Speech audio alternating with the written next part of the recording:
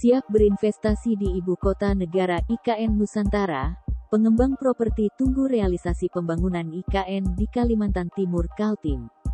Real Estate Indonesia (REI) menilai, ekspansi bisnis properti di kawasan Ibu Kota Nusantara IKN merupakan suatu keniscayaan bagi para pengembang properti Indonesia.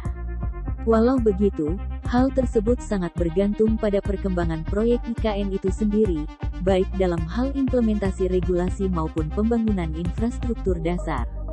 Sebagai informasi, terdapat beberapa pengembang besar yang sudah memiliki proyek properti di kawasan Kalimantan.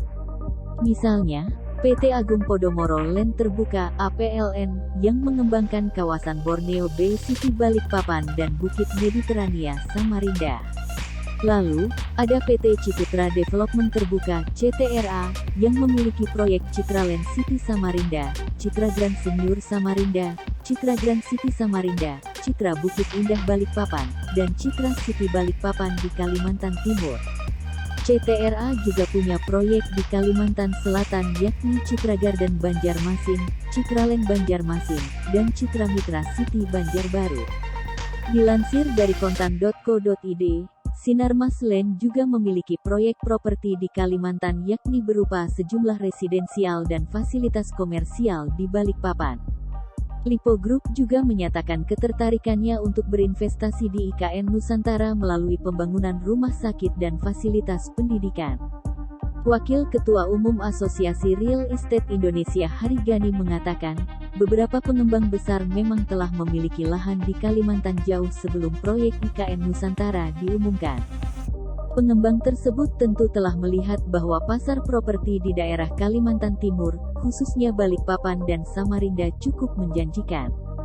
Tanpa ada IKN pun para pengembang tetap menjalankan proyek di land-banknya sendiri dan disesuaikan dengan keahliannya masing-masing, kata Hari, Senin, tanggal 6 Juni tahun 2022.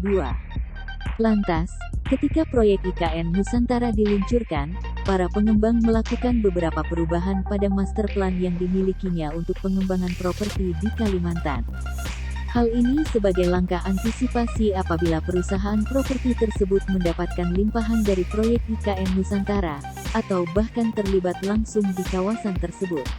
Untuk saat ini, REI menilai bahwa para pengembang masih menunggu atau wait and see sebelum mengambil langkah ekspansi bisnis di IKN Nusantara. Sebab, ada banyak hal yang jadi pertimbangan pengembang untuk menjalankan proyek properti di calon ibu kota baru tersebut.